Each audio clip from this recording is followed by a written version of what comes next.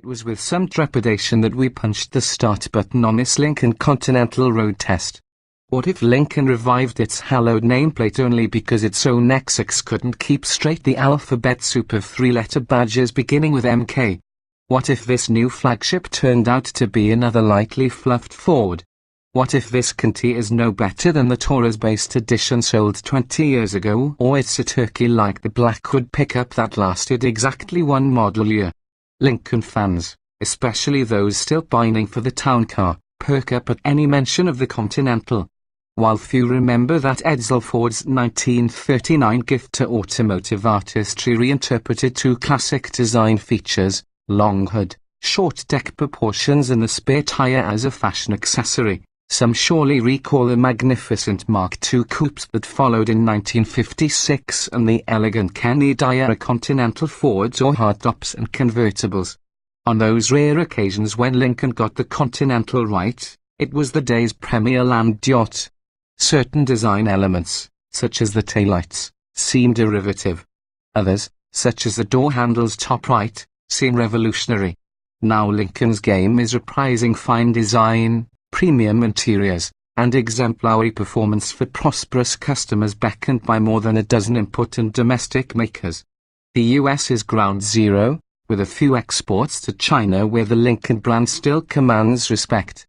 After witnessing Audi, BMW, and Mercedes-Benz bloody Cadillac in sales in the sports sedan category, Lincoln is taking a pass on that fight for now, establishing exterior dimensions that are a touch grander in every direction than a Mercedes E-Class's enabled Lincoln design chief David Woodhouse to sculpt the Continental with nicely flowing lines and voluptuous proportions.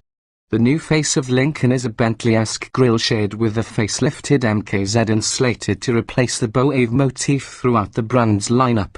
Another lapse in creativity is the racetrack tail lamp theme long used by Dodge and seen on both past and freshened MKZs. At least there's beauty in the details.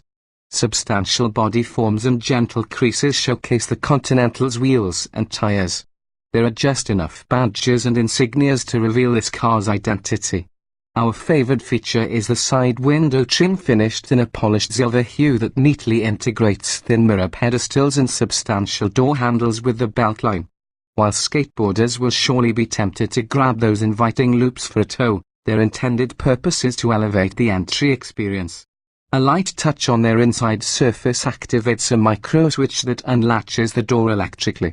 Spring pressure initiates the opening swing, and other mechanisms ease the final closing and latching effort. This ambitious reinvention of the door handle suggests that Lincoln may finally be serious about clearing the skepticism clouding this brand.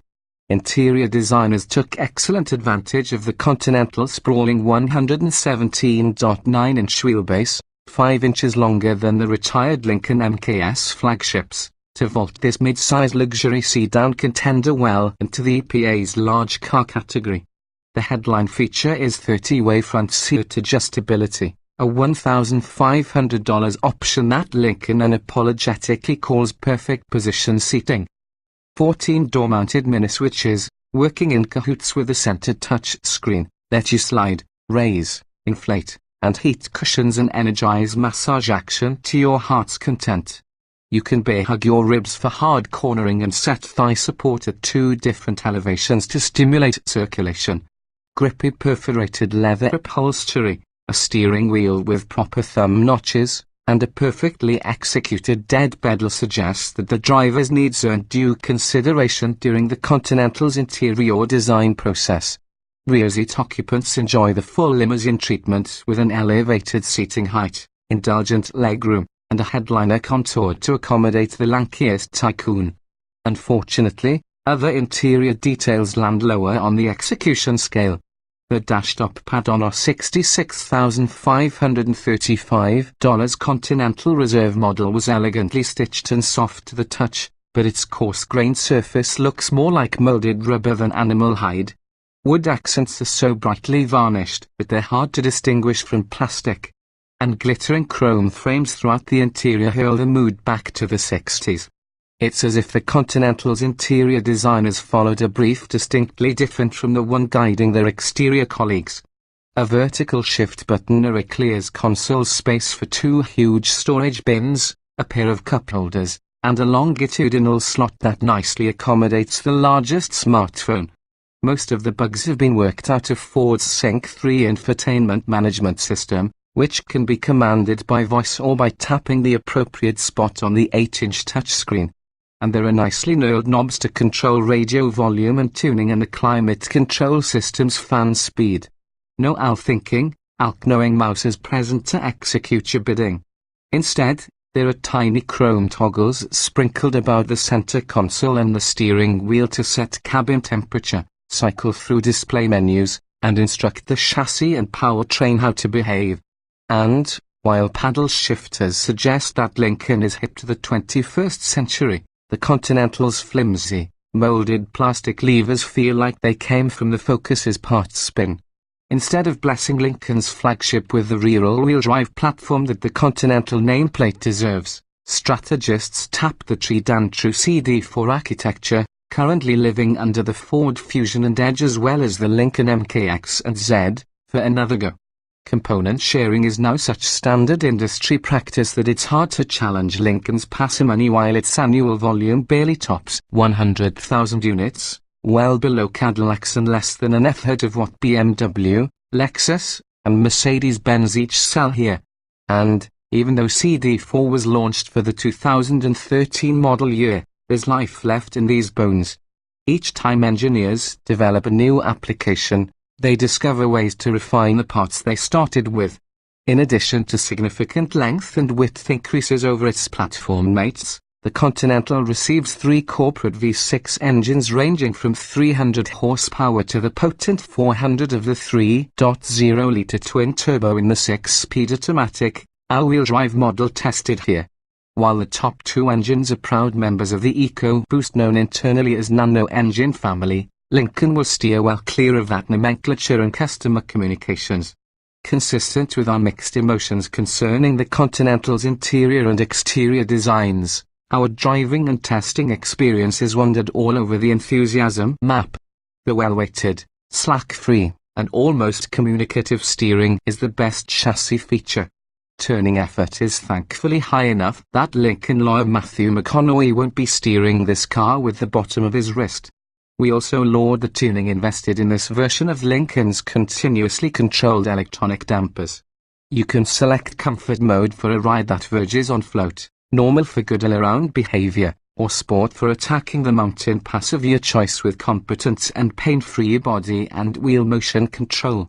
Switching modes requires tapping 3 different steering wheel switches in proper sequence, but that pays off with moves that approach sport sedan standards.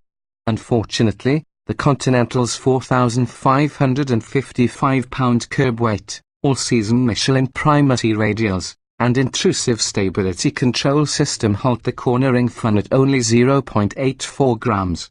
The Conti's 400 lb-ft of torque reporting for duty at 2,750 revolutions per minute yields a 5.0-second flat blast to 60 miles per hour, matching a Cadillac CT6 with the twin-turbo 3.0-litre V6 and easily blowing away the Lexus GS 350, Mercedes-Benz E300 4MATIC, and the outgoing BMW 535iX drive we've tested.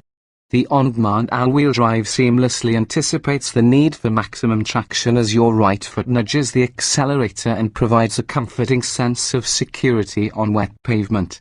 Unfortunately, an annoying throttle calibration and transmission hitches compromise the impressive urge.